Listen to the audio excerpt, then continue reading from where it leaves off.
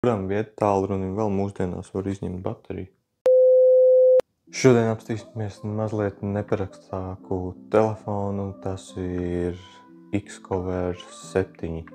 Šāds tas izskatās jau bez vāciņa, bet tam ir vēl dažas features, ko ikdienas telefonā noteikti neredzēsiet. Arī reklāmas par šo telefonu noteikti īpaši nebūsiet redzējuši. Bet ko tur daudz, kāpēc tas tā izskatās un kāpēc tas īpaši netiek reklamēts? Pirmkārt, tas ir nišas telefons cilvēkiem, kuriem ir nepieciešams telefons ar augstāku izturību.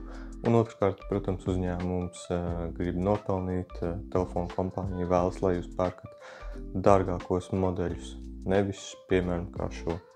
Tad, tā kā tas ir paaugstināts izturības telefons, kāds tad viņam ir papildus features? Pirmkārt jau, protams, pats korpus, tātad tas tāds robusts, lai būtu ērtāk turēt rokā, lai tas nevarētu izslīdēt no rokām. Sānos ir vairāki izgriezumi, kur pirkstiem aizķerties, un tāpat visā aizmugurē ir, lai viņa neslīdētu. Nākamais noteikti ir izņemamā baterija, ko vairs ļoti reti redzēt telefonos, it īpaši vietālruņos. Viņu mārketingā norādīts, ka, ja pie augstas lietojamības jūs varat mierīgi izņemt bateriju un samainīt pret citu un turpināt savas dienas gaitas.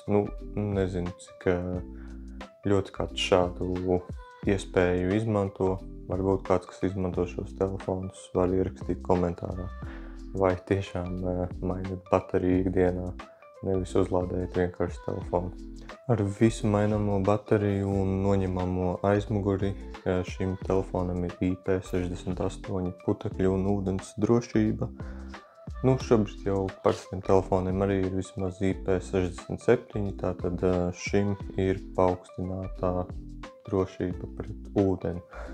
Bet kas būs retāk sastopams standarta telefonos, tas noteikti būs militārā standarta certifikāts. Tātad šim telefonam ir papildus izturības certifikāts un ražotājs saka, ka šo telefonu varēs nomest no 1,5 metru augstuma un tam nebūs nekāda problēma.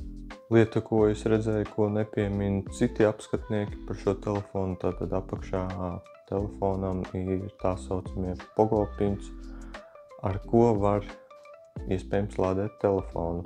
Tātad noteikti vajadzēs kaut kādu speciālu dokstaciju, kādas arī šim telefonam ir, bet tātad nebūs jāizmanto USB-C, kaut kas varētu teikt līdzīgs bezvadu lādēšanai.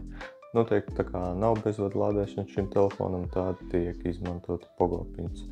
Un vēl papildus jau 3 pogām sānā, tad ir 4.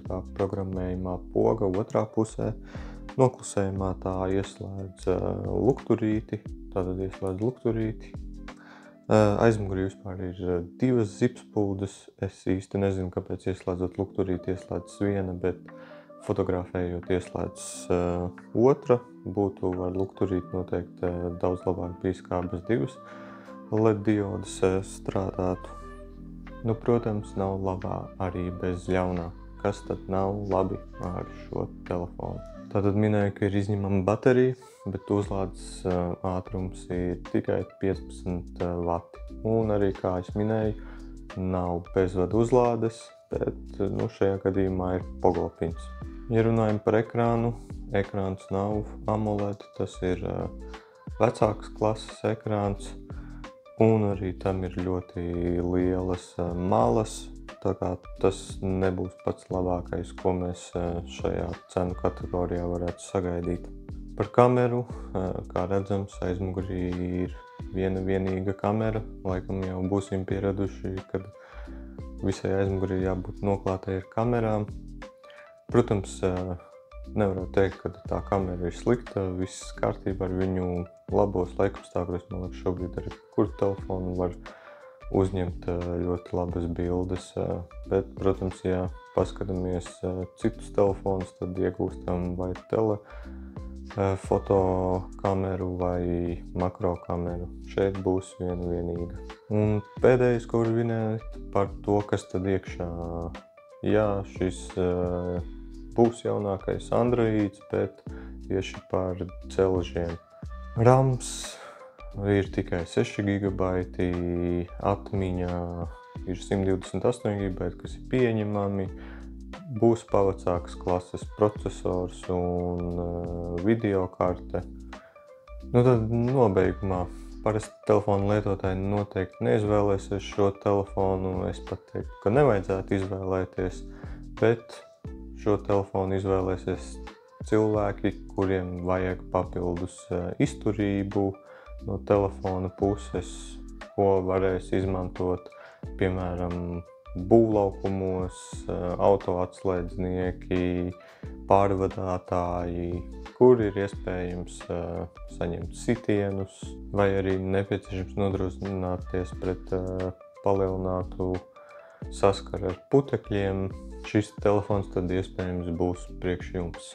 Bet, ja jums nav šāda vajadzība, tad es ieteiktu skatīties tādā pašā cenu kategorijā, kaut vai to pašu Samsungu A sērijas telefons, un jūs par to pašu cenu dabūsiet labāku kameru, labāku pašu telefonu specifikāciju, labāku ekrānu, bet ne ar tik lielu drošības standartiem.